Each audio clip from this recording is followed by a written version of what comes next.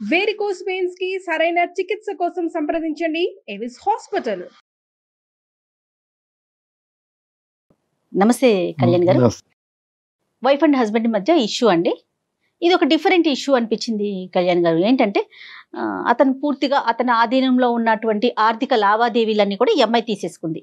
అతను ఏదో చెడు పనులు చేస్తున్నాడు ఏదో ఇష్యూ వల్ల. సో ఆ ఇష్యూతో సతమతం అయిపోతుంది. సహజంగా జరిగే విషయమే. బట్ తను ఒక సొల్యూషన్ కోసం వెయిట్ చేస్తోంది. మరి కాల్ చేసేద్దామండి.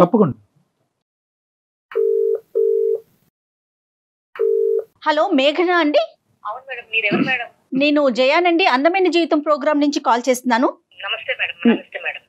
నాతో పాటు కళ్యాణ్ గారు ఉన్నారండి, డాక్టర్ కళ్యాణ్ చక్రవర్తి గారు. సార్ నమస్తే సార్. నమస్తే. ఏంటమ్మా సమస్య? ఎవరి గురించి? మీ గురించా? ఏమైంది? మా వారికి ఏంటంటే కొన్ని బ్యాడ్ హ్యాబిట్స్ ఉన్నాయండి సార్. తాగటం, ఫ్రెండ్స్ కి వచ్చిన జీతం అంతా వాళ్ళ ఖర్చు చేయడం, అసలు ఇంటికి రూపాయి తీసుకురాడు సార్. శాలరీ ఇవ్వంగానే ఆఫీస్ లో శాలరీ పడింది అంటే అటు నుంచి అటు వాళ్ళకి వెళ్ళి బాగా మంచిగా పార్టీలు దావత్లు చేసుకొని అన్ని ఖర్చులు అవగొట్టుకుని అప్పుడు ఇంటికి వస్తాడు సార్. అదేంటంటే అట్లా చేస్తున్నారని చెప్పి ఎన్ని సార్లు గొడవ పడినా సరే ఆయన ఏ మాత్రం ఆయనలో చలనం లేదు సార్. అన్ని చాలా కేర్లెస్ గా ఉంటాడు. ఏం చేస్తారు మేఘన? ఎంతవరకు శాలరీ వస్తుంది ఆయనకి? ఆయనకి ఒక 50,000 దాకా వస్తుంది మేడం. ఓకే. పిల్లలు ఉన్నారండి? ఒక పాప ఒక బాబండి.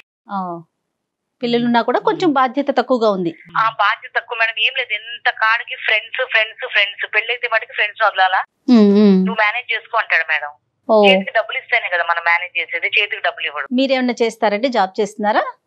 లేదు మేడం, నేను ఇంట్లోని హౌస్ వైఫ్ నే మేడం. Right right. ఓకే. ప్రధానంగా సమస్య ఏంటమ్మా? తాగటమా? కాదు సార్, ఆ డబ్బులన్నీ అలా ఆయన పాడు చేస్తున్నారని చెప్పి చాలా సార్లు గొడవలు జరిగినాయి సార్. ఇంకా నేను పెద్దవాళ్ళలో పెట్టి అదే జీతం అంతా నా చేతికి ఇస్తేనే నేను కాపురానికి వస్తానని చెప్పాను సార్. సరే అని చెప్పి బాగా గొడవలు అయినప్పటికీ నేను మొన్న 3 నెలలు వెళ్ళి పుట్టింట్లోనే ఉన్నాను సార్. అయ్యో. సరే నువ్వు చెప్పినట్టే వింటాను అని కొంచెం ఆయన జీతం తేవటం, నాకు ఇవ్వటం, కొంచెం అట్లా అట్లా కొంచెం దారిలో పడుతున్నాను సార్. జీతం డబ్బులు తీసుకొని కొంచెం నేనేం చేశానంటే, ఇప్పుడు ఆయన ఎట్లా దుబారా చేస్తున్నాడు, నేను 1 రూపాయి చేస్తే పిల్ల ఆడపిల్ల ఉంది కదా మేడం, దానికి పెళ్లి చేయాలన్నా దాని భవిష్యత్తు బాగుండాలన్నా ఈ రోజుల్లో కట్నాలు లేకుండా ఏం జరగదు. అవునవును. ఇవన్నీ చెయ్యాలంటే మరి ఇలా తాగి తందనాలాడి ఎవరికో దోస్తులకు పెడితే నా పిల్లలకి ఎవరు మేడం రేపు? కట్నం దాకా తర్వాత ముందు చదువులు ఉన్నాయి కదా. చదువులు ఉన్నాయి కదా మేడం. ఆడపిల్ల ఇప్పుడు నా జీవితం చదువు లేదు కాబట్టి కదా ఆయన నా చేతికి ఏమి ఇవ్వకుండా ఆయన ఇష్టం వచ్చినట్టు తిరుగుతున్నాడు. అదేలేండి, అదేలే. ఓకే. అందుకని నేను అలా పెద్దల్లో పెట్టి ఆటో వాళ్ళని ఇటోళ్ళని పిలిపించి మాట్లాడి చేసి ఇక ఆయన కాపురాన్ని తీసుకొచ్చి నాకు జీతం నా చేతికి ఇస్తున్నాడు మేడం. ఆయనకి ఏదైనా అవసరం అయితే నన్నే అడుగుతున్నాడు. ఈ వారం నేను దావత్కి వెళ్ళాలి, 4,000 ఇవ్వు అంటాడు. నేను 4,000 ఎందుకు ఇవ్వాలండి? 4,000 ఎవరికో తీసుకెళ్లి మీరు పెట్టడం ఏంది? ఈసారికి 2,000 తీసుకోండి. అలా కంట్రోల్ చేస్తూ చేస్తూ సార్ ఖర్చులు చాలా వరకు తగ్గించాను సార్. ఇప్పుడు కొంచెం నా దారిలో పడి ఆయన నాకు ఇచ్చేస్తున్నాడు. ఇంతలో సార్ నేనేం చేశానంటే, ఎట్లా ఇప్పుడు ఆయన దగ్గర తీసుకుంటున్నాను కదా అని ఆ పైసలన్నీ నేనేం చేశాను సార్, కొంచెంగా కూడబెట్టుకుంటా ఒక 2 లక్షల దాకా పోగు చేసుకున్నాను సార్. పోగు చేసుకుంటే ఇక ఉంటారు కదా సార్ మాకు తెలిసిన వాళ్ళు, అమ్మలక్కలు అందరూ కూర్చుంటాం కదా ఇట్లా అని చెప్పుకున్నప్పుడు, ఇక్కడ మన గల్లీలోనే వాళ్ళు చీటీ చేస్తున్నారే, నువ్వు కూడా దాచిపెట్టి అందరికి సర్ప్రైజ్ చెయ్యి, నువ్వు కూడా రేపు మంచి అమౌంట్ వస్తుంది అంటే సరేలే ఆశపడ్డాను సార్. ఆశపడి నేను కూడా చిట్టి కట్టాను, 5 లక్షల చిట్టి. Okay okay. ఇంకేం లేదు, వచ్చే నెల మనం పాడుకుంటే మనకు 5 లక్షల చేతులకు వచ్చేస్తాయి మేడం. అయితే ఇందులో ఆమె ఐపీ పెట్టి వెళ్ళిపోయిందంట రాత్రే. అయ్యో. ఏం చెప్పంటారు మేడం?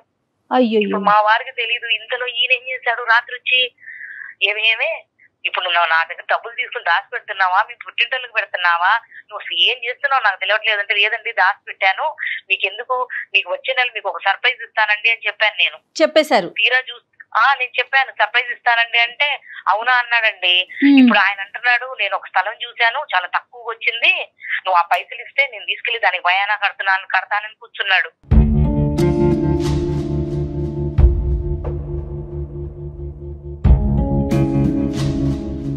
ఇప్పుడు నేను ఏం చేయాలో నా కాళ్ళు చేతులు ఆడట్లేదు ఒక సార్. నిమిషం మేఘనా, ఇప్పుడు మీరు తీసుకున్నటువంటి కంట్రోలింగ్ ఫ్యాక్టర్ వల్ల తాగుడు తగ్గిందమ్మా, ఖర్చు తగ్గింది, తాగుడు సార్, తగ్గింది, మాకు తగ్గింది సార్. రైట్? ఓకే, తాగుడు తగ్గింది. కొంచెం దావత్లు చేయటం అంటే మా గురించి కొంచెం మనిషి మారాడు. ఈ మారటం అనే దానికి సంబంధించిన క్రెడిట్ నీకు ఇస్తున్నాడా మేఘనా? నీ వల్లే నేను మారాను, మనం ఇప్పుడు హ్యాపీగా ఉన్నాము, నువ్వు తీసుకున్న జాగ్రత్తలు, ఆ క్రెడిట్ అయితే వచ్చిందా మీకు? ఇస్తారు సార్, ఇస్తారు, బానే చూసుకుంటున్నాడు. ఓకే, 1 రూపాయి నేనేందంటే ఆయనకి ఏందంటే అనుమానం నేనేందో తీసుకెళ్లి మా పుట్టింటోళ్ళకి పెడతానని. Okay, okay. నేను ఎందుకు పెడతాను సార్? నాకు ఆడపిల్ల ఉన్నప్పుడు నేను మా అమ్మోళ్ళకి నేను ఎందుకు ఇస్తాను? నా పిల్లకి నేను చూసుకుంటాను. కాదు, ఈ సర్ప్రైజ్ ఇవన్నీ పక్కన పెడితే ముందు నుంచి ఇలా నేను చిట్టి పాడుతున్నాను, ఫైనల్ గా మనకి ఎంత అమౌంట్ వస్తుందని ముందు నుంచే చెప్పలేదు సార్. నేను చేసిన తప్పు ఏంటంటే ఆయనకి ఒక్కసారిగా 5 లక్షలు తీసుకెళ్లి ఆయన చేతిలో పెడదాం అనుకున్నాను సార్. ఓకే, నా కర్మ సార్, నా కర్మ, ఏం చేద్దాము? అంటే మీరేమనుకున్నారంటే కనుక మీరు మారటానికి ఇది గిఫ్ట్ అన్నట్టుగా అనుకున్నారు. అంతే సార్. కానీ మేఘన చదువుకున్నారు కదా మీరు, ప్రైవేట్ వాళ్ళ వ్యక్తుల దగ్గర చిట్టీలు వేయకూడదని ఎంత ఎంత ఎలాంటి ప్రచారం జరుగుతా ఉంది మేఘన? బాగా తెలియదు, లేచిన దగ్గర నుంచి తెల్లారి ముఖం చూసుకుంటాం మేము, వదినా వదినా అనుకుంటా. మేఘన, ఇప్పుడు సమస్య ఏంటమ్మా? అంటే నీ నోటి ద్వారా ఇది చెప్పలేవా? నేను నాకు మీరు చేసేది ఇదేంది సార్? నాకు నిన్న పిచ్చి పిచ్చి ఆలోచనలు వచ్చింది సార్, చచ్చిపోదాం అనుకున్నాను. అయ్యయ్యో, లేదు సార్, ఎందుకంటే ఇప్పుడు ఆయన అంతమంది ముందు ఆయన్ని గొడవ పెట్టి 10 మందిలో నేను ఇట్లా చేస్తున్నానని చెప్పి ఆయన దగ్గర పెత్తనం అంతా నేను తీసుకొని నేనేదో ఉద్ధరిద్దామని నేను చేసిన ఆలోచన మంచిదే కానీ నా టైం బాగలేదు సార్.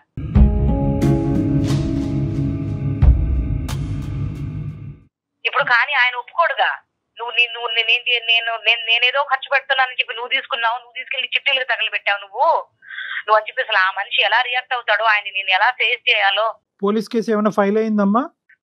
లేదు సార్, ఎందుకంటే అందరూ అట్లాగే ఉన్నారు. రాత్రి ఏమో పెద్ద గొడవ సార్. ఇప్పుడు నేను పోలీస్ కేసు వాళ్ళతో పాటు పోనీ పెడదాం అన్న ముందు ఈ మనిషి నువ్వు ఎందుకు వెళ్తున్నావు, నీకు అవసరం ఏందని అడుగుతాడుగా. అదే ఇంకా మిగతాదంతా కదులుతుంది కదా. మేఘన, ఒకసారి ఆయనతో మాట్లాడదామా మరి? Okay madam. అమ్మాయి చేసిందంతా మంచిగానమ్మా, అసలు తప్పు పట్టడానికి ఏమీ లేదు. నమ్మకుండా ఉండాలి కదా. ఇప్పుడు తను మంచి చేసింది కాదనట్లేదు, కానీ ఇవాళ రేపు ప్రైవేట్ వ్యక్తుల దగ్గర డబ్బులు దాచుకోవటాలు, చిట్టీలు వేయటాలు. హలో హలో, ఏమండి? ఏమండి, నేను అదే మీతో ఓ విషయం దాచి పెట్టానండి, అది చెప్పలేక నేను డాక్టర్ కళ్యాణ్ చక్రవర్తి గారు ఒకసారి మాట్లాడతారు, ఒకసారి మీరు మాట్లాడరా? ఏంటి, ఏం దాచి పెట్టావు? నేను ఇప్పుడు నిజం నన్ను ఇంటికి వచ్చాక మాట్లాడతాను. లేదండి, లైన్ లో ఉన్నారండి సార్ వాళ్ళు. ఇప్పుడు నువ్వు ఎక్కడున్నావు? నేను మన ఇంట్లోనే ఉన్నానండి. మరి చక్రవర్తి గారు ఎవరు? ఒక్కసారి మాట్లాడండి. ఏం వీలు పెట్టావు, ఏం జరుగుతుంది? నేను ఇంటికి వచ్చాక క్లారిటీగా మాట్లాడతాను. నమస్తే అండి రాకేష్ గారు. నమస్కారం. నమస్తే. మేము సుమన్ టీవీ అందమైన జీవితం ప్రోగ్రామ్ నుంచి కాల్ చేశానండి. నాతో పాటు డాక్టర్ కళ్యాణ్ చక్రవర్తి గారు కూడా ఉన్నారు. ఏం లేదండి, మీ భార్య ఒక చిన్న మెయిల్ చేశారు మాకు. ఆ మెయిల్ కి సంబంధించిన ఒక విషయం మీతో డిస్కస్ చేద్దాం ఫోన్ లోనే. మేము మా ఆఫీసులోనే ఉన్నాము, తను మీ ఇంట్లోనే ఉన్నారు. జస్ట్ ఫోన్ లో ఒకసారి డిస్కస్ చేద్దామని చెప్పి మేమే మీకు కనెక్ట్ చేయమన్నాం. నమస్తే రాకేష్ గారు, సారీ మిమ్మల్ని ఇబ్బంది పెట్టినందుకు. ఆ అమ్మాయి ఒక చిన్న చిక్కుముడి సమస్యలో ఉంది, మీ మిస్సెస్. అయితే ఏంటంటే తను మంచి చేద్దామని పోయి ఇప్పుడు వేరే సమస్య తెచ్చిపెట్టుకుంది. అయితే ఏంటంటే ఈ రోజు తనని ఎలా చెప్తే కనుక మీరు ఏ విధంగా రిసీవ్ చేసుకుంటారో, తన జీవితం, తన కాపురం ఏమవుతుందో అనే భయంతో మాకు చేసింది. దానికి ముందు ఆ సమస్య ఏంటి అని చెప్పే ముందు మిమ్మల్ని ఒక ప్రశ్న రాకేష్ గారు. మీరు ఇంతకు ముందు ఆవిడ చెప్పినటువంటి మాటలు బట్టి ఇంతకు ముందు డ్రింక్ చేసి కొద్ది డబ్బులు విచ్చలవిడిగా ఖర్చు పెట్టి కొద్దిగా చల్లాచెదురైనాయి జీవితాలు కాస్త, ఇప్పుడు ఏమొచ్చి అదంతా కూడా ఆవిడ చేసిన ప్రయత్నం బట్టి ఇది ఒక గాడిలో పడింది అన్నట్టు మాకు చెప్పారు ఆవిడ. అది నిజమేనండి? నిజమే అండి. అప్పట్లో నేనేదో తాగేసి ఫ్రెండ్ సర్కిల్ లో చేసేస్తున్నానని నా మీద లేనిటన్ని పోసి చేశానండి. వాళ్ళకి వాళ్ళ ఫ్యామిలీని తీసుకొచ్చి పెద్ద మధ్యస్థం పెట్టి నాకు జీతం ఇవ్వట్లేదు, ఈయన తాగేసి తొందరలు ఆడుతున్నారని చెప్పి నాన్న రచ్చ చేసి నేను తేవడం శాలరీ ఆవిడకి ఇవ్వడం, నేను తేవడం శాలరీ ఆవిడకి ఇవ్వడం, అలాగే జరిగిందండి. ఆడవాళ్ళ గురించి తెలియదు ఏముందండి, ఇంట్లో ఒకలా ఉంటారు, బయటకు వచ్చినాక ఒకలా ఉంటారు. ఇంకా సర్దుకోపోవాలి కదా అనే గుణంతోనే నేను తెచ్చి ఆడికి ఇచ్చానండి. అది ఏమైంది, ఇప్పుడు కుటుంబం అంతా కూడా హ్యాపీగా ఉన్నారు, ఎంతో కొద్ది గొప్ప సేవింగ్ చేసుకుంటున్నారు అనే మాటలో వాస్తవం ఉంది. అలా ఉండటానికి మీరు ఆ అమ్మాయి క్రెడిట్ ఇస్తున్నారు కదా, అది గొప్పగానే చూస్తున్నారు కదా మీరు? ఇస్తాను, ఆ విషయంలో ఇస్తాను. ఎందుకంటే మొత్తం నేను తెచ్చిన శాలరీ మొత్తం ఆవిడకి ఇస్తున్నాను, ఆవిడే ఏ టు జెడ్ ఆవిడే చూస్తుంది. సరే, వెరీ గుడ్. ఇప్పుడు ఏంటంటే ఆవిడ ఉద్దేశం అయితే కరెక్ట్ అని మీరు నమ్ముతున్నారు. ఆవిడ కఠినంగా వ్యవహరించినా కూడా ఈ రోజు ఆవిడ ఉద్దేశం అయితే కరెక్టే అని మీరు నమ్ముతున్నారు. నమ్ముతున్నానండి. కరెక్ట్ ఒక అండి. విషయంలో అయితే మాత్రం నమ్ముతాను. కొన్ని సందర్భాల్లో ఏమవుతుందంటేనండి, ఇక్కడ ఒకటే కాదు, కొన్ని సందర్భాల్లో ఏమవుతుందంటే ఇలా మంచి చేయటానికి పోయి కొంతమంది కొన్ని కష్టాలు కొని తెచ్చుకుంటారు. అది ఉద్దేశపూర్వకంగా కాదు, అదృష్టం బాలేక టైం బాలేక జరిగేటటువంటి అంశాలు. ఈరోజు మీ వైఫ్ కూడా అదే పొజిషన్లో ఉంది. ఏంటంటే కనుక ఆవిడ మీ దగ్గర నుంచి సేవ్ చేసినటువంటి రూపాయి అమౌంట్ కాస్త చీటీ కట్టారు. చీటీ కట్టారా? చీటీ కట్టారు. మనకు ఏ రోజు చెప్పలేదంటే ఈ విషయం. అదే ఓకే చెప్పండి. ఓకే చెప్పండి. ఓకే. ఈ మధ్యలో మీరు కూడా అడుగుతున్నారంట, ఏమైనాయి ఆ డబ్బులు, ఏమైనాయి, ఎక్కడ పెట్టినావు, మీ అత్తింటి మీ పుట్టింటి పంపిస్తున్నావా ఏంటి అని రకరకాలు అడుగుతున్నారంట. ఆవిడ పాపం నేను చాలా సార్లు అడిగితే నేను సేవింగ్ చేస్తున్నాను మీకు ఎందుకు, మీరు అడిగినప్పుడు ఒకేసారి మంచిగా ఇస్తానని చెప్పారు నాకు. అది కరెక్ట్, అది వాస్తవం. అది మీరు నమ్మారా? అది అది అది అది ఆవిడ అబద్ధాలు ఆడే. నమ్మాను. ఎందుకంటే ప్రతిరోజు వచ్చిన శాలరీలో తీస్తున్నానండి, అక్కడ పెట్టున్నాను, బ్యాంక్ వేస్తున్నాను, మీకు ఆ ప్రాబ్లం లేదంటుంది, చూస్తుంది, ఇంట్లో కావాల్సిన ఏ టు జెడ్ ఆవిడ చూస్తుంది. నేను నమ్మాను. అయితే ఇప్పుడు ఏంటంటే, ఇప్పుడున్న పరిస్థితి ఏంటంటే, కొద్దిగా మీరు జాగ్రత్తగా ఆలోచించవలసినటువంటి అంశం, కొద్దిగా కూల్గా వినాలి. ఆవిడ కూడబెట్టినటువంటి ఆ డబ్బు కాస్త ఈ రోజు ఆవిడ చేతుల్లో లేదు. ఇంక రేపనగా అంటే నెక్స్ట్ మంత్ లో పాడదామనేటటువంటి పరిస్థితికి వచ్చేటప్పటికి చాలా సందర్భాల్లో చాలా చోట్ల మనం చూసేటటువంటి మోసాల్లాగే ఈ చీటీ కంపెనీ కాస్త ఎత్తేసారంట, ఐపీ పెట్టి ఎత్తేసారంట. ఇప్పుడు ఆ కంపెనీ కాస్త లేదు. సో ఆవిడ పెట్టినటువంటి డబ్బులన్నీ ప్రస్తుతానికి పోయినట్టే. ఏదైనా పోలీస్ కేసు ఏదైనా వేసి మళ్ళీ ఏమైనా అది వేరే విషయం. కానీ యాజ్ ఆఫ్ నౌ పాపం ఆవిడ మీకు చెప్పుకోలేకపోతుంది, కానీ ఆవిడ విపరీతమైనటువంటి బాధ, దుఃఖంలో ఆవిడ ఉంది. ఆవిడ ఏంటంటే ఆఖరికి ఈ విషయం నా భర్తకు చెప్పుకోలేనటువంటి పరిస్థితుల్లో నేను చచ్చిపోవటానికి కూడా రెడీ అనేటటువంటి ఆలోచన చేసేటప్పటికి, మేము అలా కాదమ్మా, మేము ఉన్నాం నీతో పాటు, నువ్వు నీ బాధ ఏంటో మాకు చెప్పు, మేము కమ్యూనికేట్ చేయవలసినటువంటి విధంగా మేము రాకేష్ గారికి కమ్యూనికేట్ చేస్తామని చెప్పాము. ఇప్పుడున్న పొజిషన్ అది సార్. చూడండి చక్రవర్తి గారు, నేను ఒక విషయం చెప్తాను.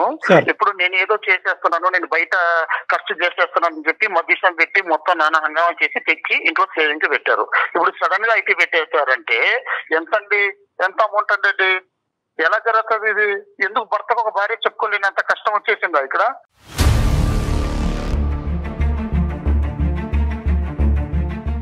అంటే కాదు సార్, ఆవిడ ఉద్దేశం ఏంటంటే, కొద్దిగా మీకు ఈ రోజు నిజంగా ఆవిడ అనుకున్నటువంటిది జరుగుంటే కనుక మీరు చాలా సర్ప్రైజింగ్ గా ఉండేవారు, మీరు ఇంకా అద్భుతంగా ఫీల్ అయ్యి ఉండేవారు, మీ బాండేజ్ కాస్త ఇంకో లెవెల్కి వెళ్ళి ఉండేది.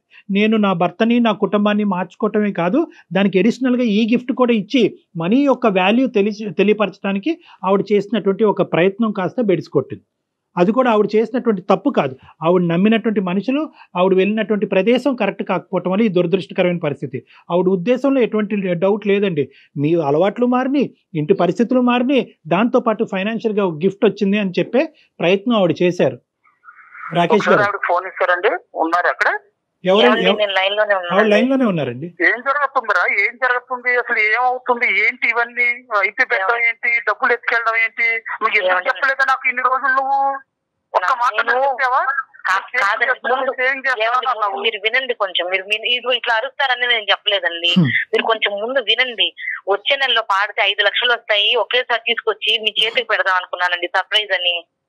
మరి నువ్వు మోసాలు జరుగుతున్నాయి, టీవీలు చూడట్లేదా, నువ్వు పేపర్ చూడట్లేదా? ఏమండి మన ఇంటికి ఎదురు వదిలినారండి, వదిలినారు. చెప్పావా బయట? అదేదో బ్యాంకులో వేయవచ్చు కదా, హ్యాపీగా వినేవాళ్ళం కదా. బ్యాంకులో వేస్తే నేను ఆ రోజు నుంచి నువ్వు మధ్య పెట్టినప్పటి నుంచి నేను ఏమైనా నేను అడిగానా ఏం చేస్తావు ఏంటి అని? లేదండి. మరి బయట ఇలాంటి మోసాలు జరుగుతున్నా నేను చీటీ కట్టాల్సిన అవసరం ఏమొచ్చింది? లేదండి, 4 లక్షలు కడితే ఇంకో 1 లక్ష కలిసి వచ్చింది కదా, లేని కట్టానులేండి.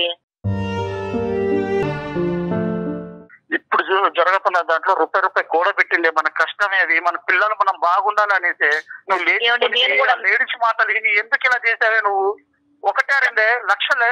5 లక్షలండి పిల్లల పేరు మీద లేకుంటే ఇలాంటి దరిద్రం. అందుకే ఆడదానికి పెత్తనం ఈ గుర్దంటారు, పెత్తనం ఇస్తే అది ఇలా ఉంటుంది.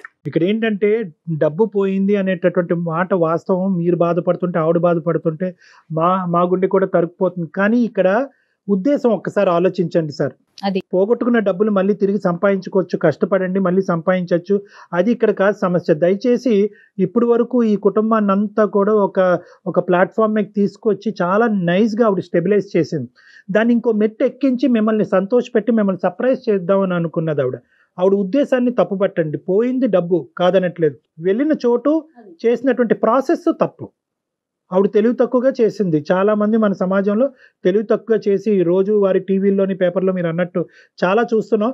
కానీ ఏంటంటే ఆశకు పోయి ఒక 10 రూపాయలు ఎక్కువ వస్తాయనేటటువంటి ఉద్దేశంతో ఎక్స్ట్రా రిస్క్ తీసుకుని చాలామంది పోగొట్టుకుంటున్నారు. ఈవిడ కూడా అందులోనే కాలు పెట్టింది. కానీ ఉద్దేశం గురించి నేను చెప్తున్నా, ఉద్దేశం మంచిదా కాదా?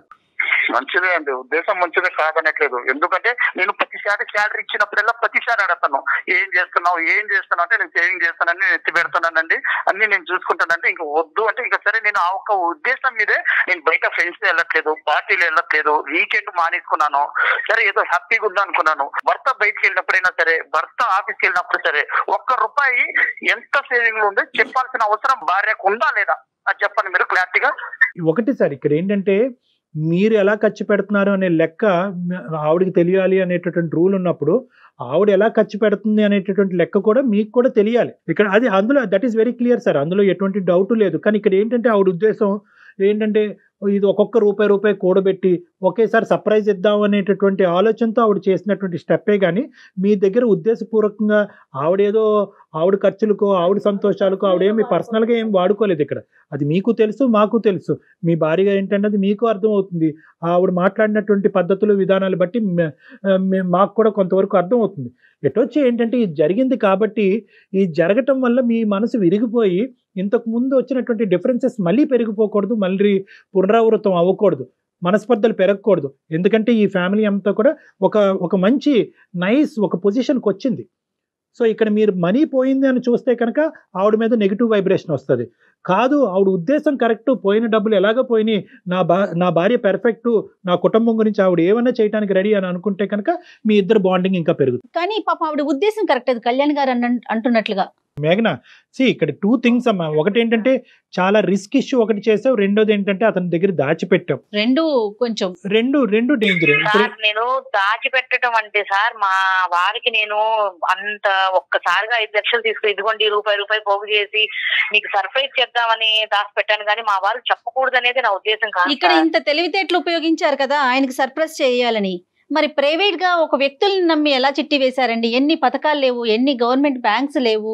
5 లక్షలు వస్తాయన్నారు మేడం. 5 లక్షలు వస్తాయన్నప్పుడు ఆశపడ్డాను, మంచిది కదా కాదమ్మా. ఇక్కడ మేడం. ఒకటి మేఘనా, ఏంటంటే ఇప్పుడు మీరే ఇందాక అన్నారు, అమ్మలక్కలో ఎవరో అన్నారు కదా, ఏదైనా కూడా మీ ఇంటి పరిస్థితులు బట్టి మీరు ఏదైనా ఒక నిర్ణయం తీసుకోవటం అనేటటువంటి చాలా ఇంపార్టెంట్ అమ్మా. మీ భర్త, అతని సంపాదన, ఇంటి వ్యవహారాలు, పద్ధతులు, మీ ఇద్దరి మధ్యన ఉండే అండర్స్టాండింగ్ బట్టి ఎవరికి వాళ్ళు నిర్ణయాలు తీసుకోవాలి. వాళ్ళు ఏదో చెప్పారు, వదిన గారు ఏదో చెప్పారు, పక్కింటి ఆంటీ ఏదో చెప్పింది అంటే కనుక ఇప్పుడు మీకు వచ్చిన కష్టం ఆవిడకి వచ్చింది, కాదనట్లేదు. కానీ వాళ్ళ భర్త ఆవిడని అర్థం చేసుకునే విధానం, మీ భర్త మీ మధ్యన ఉండేటటువంటి బంధం చాలా వ్యత్యాసం ఉంటుంది. సో కాబట్టి ఏంటంటే మీ పరిస్థితులు బట్టి, మీ ఇంటి వ్యవహారాలు బట్టి మీరు నిర్ణయాలు తీసుకోవాలి. కేవలం చెప్పుడు మాటలకు పోయి ఏదో క్లిక్ అవుతే ప్రతిదీ లాటరీ టికెట్ కింద తగులుతుంది అనే ఉద్దేశంతో అన్నెసరీ రిస్క్ తీసుకుని జీవితాన్ని వ్యర్థపరచుకోవద్దు. సో మీకు ఈ రోజు చాలా పెద్ద పాఠం నేర్చుకున్నారు. ఎటొచ్చి ఏంటంటే ఇక్కడ మీకున్న అదృష్టం ఏంటంటే మా ద్వారా ఈరోజు నేను అనుకోవటం, రాకేష్ గారు ఒక మాట, మీకు ఇష్యూ అర్థమైనట్టే మేము భావిస్తున్నాం. చక్రవర్తి గారు, కాకపోతే ఒకటండి, ఎప్పుడైనా సరే ఒక భర్త ఆఫీస్కి వెళ్ళి మంత్లీ సేవింగ్ చేసినప్పుడు ఆ భర్త కష్టం ఏంటి, నేను ఎలా మార్చుకున్నాను, నేను నా మొగుడుకు చెప్పుకోవాలి అన్న ఒక భార్య ఆలోచిస్తే ఇన్ని జరగవండి. ఇప్పుడు ఒక్క మాట ఆవిడ నేను ఇట్లా చిట్టి వేస్తున్నానంటే నేను జాగ్రత్త పడేవాడిని, వద్దు బ్యాంకులు వేద్దాం, లేదంటే ఇంకోటి చేద్దాం అని ఆవిడ చెప్పకపోవడంతోనే ఎంత పెద్ద విషయం అయింది. రాకేష్ గారు, నేను మిమ్మల్ని అస్సలు ఆవిడ ఖచ్చితంగా చెప్పవలసింది ఈ సర్ప్రైజ్లు గిప్రైజ్లు అనే సబ్జెక్ట్ లేకపోతే కనుక ఈరోజు అందరూ హ్యాపీగా ఉండేవాళ్ళం, మా అవసరం కూడా మీకు పడి ఉండేది కాదు. కానీ ఇక్కడ ఏమైందంటే ఆవిడ కొంతకాలం ఒక అభద్రత అనేటటువంటి ప్రయాణం చేసింది మీతో పాటు. మీరు విచ్చలవిడిగా ఖర్చు పెట్టడం, ఫ్రెండ్స్, వీకెండ్స్, పార్టీస్, తాగటం, ఇలాంటి వ్యవహారాలన్నీ చూసేటప్పటికి ఇప్పుడిప్పుడే ఆవిడకు ఒక నమ్మకం కలుగుతుంది, ఓకే నా భర్త ఇప్పుడు గాడిలో పడుతున్నాడని. ఎప్పుడైతే కనుక ఇప్పుడు వరకు సేవ్ చేసినటువంటి ఈ పెద్ద అమౌంట్ తిరిగి మీ చేతుల్లో పెడితే కనుక మళ్ళీ ఆ పాత రోజులు వస్తాయేమో అనేటటువంటి భయంతో, అభద్రతతో తీసుకున్నటువంటి ఎక్స్ట్రా కాషన్ అది కాస్త బెడిసి కొట్టింది. కానీ ఇంకో ఉద్దేశం అయితే కాదండి. మీ దగ్గర దాచిపెట్టి ఆవిడ వెళ్ళి ఇంకో విధంగా ఖర్చు పెట్టింది అనుకోండి, మీ దగ్గర దాచిపెట్టి మీరు అనుకున్నట్టుగా వెళ్ళి వాళ్ళ పుట్టింట్లో ఎక్కడో పంచడం జరిగింది అనుకోండి, అప్పుడు మీరు నిలదీయండి, అడగండి, అది పాయింట్గా. కానీ ఇక్కడ ఏంటంటే ఆ క్లారిటీ ఆవిడకి ఇంతకు ముందు ఏదైతే ఆవిడ చూసిందో అది ఇప్పుడిప్పుడే ఆవిడకి ఒక బలం వస్తుంది అనమాట. ఓకే మారాడు. ఎప్పుడైనా డబ్బు చూస్తే మళ్ళీ మా మనిషి మొదటికి వస్తాడనే భయంతో ఆవిడ కొద్దిగా అతి జాగ్రత్తగా వ్యవహరించింది, మీకు చెప్పకుండా ఆవిడ నడిపింది. అది కాస్త మీకు ఇంకా అవమానంగాని అనుమానాస్పదంగా మారింది. మేఘనా చూసావా ఏమ- చూసావా నీ తొందరపాటు వల్ల ఎంత ఇదైందో చూసావా? నేను ఫస్ట్ చెప్తానే ఉన్నాను, నన్ను నువ్వు మార్చడం కోసం ఎన్ని అవసరాలు పడ్డావో నేను అది కూడా చెప్తున్నాను. నీ కోసమే నీ వీకెండ్ వదిలేశాను, పార్టీస్ వదిలేశాను, ఫ్రెండ్స్ వదిలేశాను, పబ్బులు వదిలేశాను. ఎందుకు? ఏమంటే మా పిల్లలు ఏమైపోతారో అన్నావు. నేను సరే పోనీ ఆడదాన్ని మాట వినాలా? మా అమ్మ తిట్టింది, మా నాన్న తిట్టారు, మా మేనత్తీలందరూ అన్నారు. వాళ్ళ మాటలు ఏమైనా పట్టించుకున్నానా? పట్టించుకోలేదు. ఎందుకు నీకు తెచ్చిచ్చాను నేను శాలరీ? ఎందుకు తెచ్చిచ్చాను? ఏదో ఇంట్లో చేస్తున్నావు కదా అనేసి నిన్ను నమ్మే కదా ఇచ్చాను. ఏ రోజైనా నన్ను ఈ విషయం డిస్కస్ చేసావా? బయట టీవీలు చూడట్లేదా? బయట న్యూస్ చూడట్లేదా? మోసాలు, దగాలు, చీటీలు, అవి ఇవి అనేసి ఒక్క విషయం నాతో చెప్పుంటే సేవ్ అయిపోయేది కదా. ఈ రోజు ఇంత పరిస్థితి వచ్చేదా మనకు?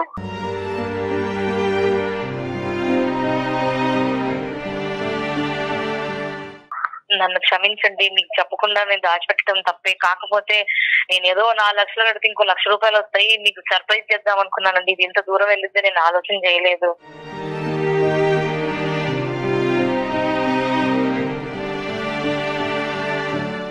ఆవిడకి పూర్తిగా అర్థమైంది, మీరు కూడా ఆవిడని అర్థం చేసుకున్నారు. కాబట్టి ఇక ముందు నుంచి ఈ సబ్జెక్ట్ గురించి ఎక్కువ డిస్కస్ చేయకుండా అక్కడ దగ్గరలో పోలీస్ స్టేషన్కి వెళ్ళి మీరు కూడా ఒక కంప్లైంట్ పెట్టి ఏదన్నా ఒక చిన్న అవకాశం ఉంటే కనుక ఆ భగవంతుడి దయ వల్ల ఆ ప్రయత్నం అయితే చేయండి. లేదంటే మీ కష్టాన్ని మళ్ళీ మీరు నమ్ముకుని ఒక నమ్మకంతో ముందుకు ప్రయాణం సాగించండి. తప్పకుండా సార్. ఓకే మేఘనా ఏమండి సరే పోనీ ఇంకా ఏడవకు, ఎందుకు ఏడుస్తున్నావు? అయ్యేదా అయిపోయింది, ఇంకోసారి తెచ్చుకున్నావు. నువ్వు కష్టపడు, నీకు మన ఉసురు తగిలిద్దండి. మన డబ్బులు తీసుకుపోయినా ఆమె ఏం బాగుపడతారు. వద్దు, ఆవిడ ఉసురు తగలుతుంది, ఈవిడ పోతుంది, ఈవిడ చేస్తారు. వద్దు, మన పిఎస్కి వెళ్ళి కంటే నీలాంటి వాళ్ళు 100 మంది ఉన్నారు. ఇవాళ న్యూస్ కూడా వచ్చింది, డైలీ ఆటో న్యూస్ వచ్చింది, చీటీల పేరుతో మోసం అని. నువ్వు బయట మీటింగ్ మానేసి ముందు వెళ్ళి ఆ టైలరింగ్ వచ్చు. నీకు ఏదో ఒకటి నా శాలరీలో నీకు షాప్ పెట్టిస్తాను, ఆ టైలరింగ్ నేర్చుకో. ఇద్దరం కష్టపడదాం, పిల్లల కోసం వేద్దాం. ఇంకా నుంచి చీటీలు గీటీలు అన్ని వదిలి ఈ ఆడవాళ్ళని మానేసాయి. మీరు చెప్పినట్టే వింటానండి, మీరు ఎట్లా చెప్తే అట్టగా. సూపర్. నేను ఇదే చెప్తున్నాను, ఇంకోసారి కానీ ఇలాంటివన్నీ నువ్వు వదిలి, నువ్వు బయట మీటింగ్లు ఆ అక్క చెప్పింది, ఈ ఆంటీ చెప్పింది, వీళ్ళతో వదిలి. నీకు టైలరింగ్ వచ్చు, నీకు నేను టైలరింగ్ పెట్టిస్తాను, లక్షణంగా టైలరింగ్ కుట్టు. ఇద్దరం కష్టపడదాం, రూపాయి ఇంకా నుంచి బ్యాంకులో వేసుకుందాం. నేను అంత దుర్మార్గుడు కాదే. నాకు ఒక్కసారి నా ఫోన్ చేసి ఇలా జరిగిందండి అనేసి అన్నావా? భయపడింది. ఖచ్చితంగా మీరు కంప్లైంట్ చేసే ప్రయత్నం చేయండి. ఓకేనమ్మా. Madam thank you so much sir. మీకు ఎప్పటికీ రుణపడి ఉంటాను. అయ్యో పర్వాలేదండి. నమస్తే సార్. కళ్యాణ్ గారు, ఇలాంటివి ఎక్కువ వింటూ ఉంటామండి. ప్రైజ్లు ఒకటి, సర్ప్రైజ్లు ఒకటి. చాలా మంది ప్లాన్ చేస్తూ ఉంటారు. ఎప్పుడైతే సర్ప్రైజ్ అంటారో ఖచ్చితంగా అది బెడ్స్ కొట్టుతుంది. అది చూడండి, ఇప్పుడు ఇది డబ్బులతో కూడుకున్నది కాబట్టి సరిపోతుంది. అది ఇంకొక విషయం అనుకోండి, అది ఎక్కడి దాకా వెళ్ళిపోతుంది కదండి. అసలు ఇవి వర్కౌట్ కావంటారు. ఎందుకు ఇలాంటి ఆలోచనలు వస్తూ ఉంటాయి? అమ్మా, సర్ప్రైజ్ అనేటటువంటిది ఏంటంటే 2 విధాలుగా ఉంటుంది. ఒకటి, అది హ్యాపీ సర్ప్రైజా, రిస్కీ సర్ప్రైజా. ఇప్పుడు వీళ్ళ విషయం ఉందనుకోండి, అది రిస్కీ సర్ప్రైజా, సర్ప్రైజే. అది ఈవెన్చువల్గా ఆవిడ అనుకున్నట్టు 5 లక్షల వరకు వస్తే కనుక సర్ప్రైజ్ అయ్యేది, అది అయ్యే ఉండేది, మంచి జరిగి ఉండేది. కానీ దానివల్ల ఏమవుతుంది అంటే కనుక దాంట్లోనే ఇంకా ప్రోత్సహించబడతారు వీళ్ళు. ఇంకా మళ్ళీ చిట్టీలు వేస్తారు, మళ్ళీ పాడతారు. ఇక్కడ 5 లక్షలతో పోయింది, అక్కడ 15 లక్షలు, 15 లక్షలు. సో కాబట్టి ఏంటంటే ఎప్పుడైనా ఒక సర్ప్రైజ్ అనేటటువంటిది అవతల వ్యక్తికి నిజంగా సర్ప్రైజ్, ఒక హ్యాపీ సర్ప్రైజ్ అయినా కూడా ఈవిడ రిస్కీ స్టెప్స్ తీసుకుంటుందా లేదా అనేటటువంటి దాన్ని బట్టి ఆధారపడి ఉంటుంది. అది నేను అతిగా రిస్క్ తీసుకుంటున్నాను, అతిగా ప్రాబ్లమ్స్ చేస్తున్నాను, అతనికి వచ్చేటటువంటి అక్కడ వచ్చేటటువంటి సంతోషం కంటే జరిగే చెడు ఎక్కువ ఉంది అనుకోండి, బహుశా ఏంటంటే సర్ప్రైజ్ ఆ స్థాయి లేకపోయినా కూడా ప్రతిరోజు తెలియపరుస్తూ చిన్న ప్రైజులు ఇచ్చినా కూడా చాలా సరిపోతుంది. అంతే. థ్యాంక్ యూ కళ్యాణ్ గారు.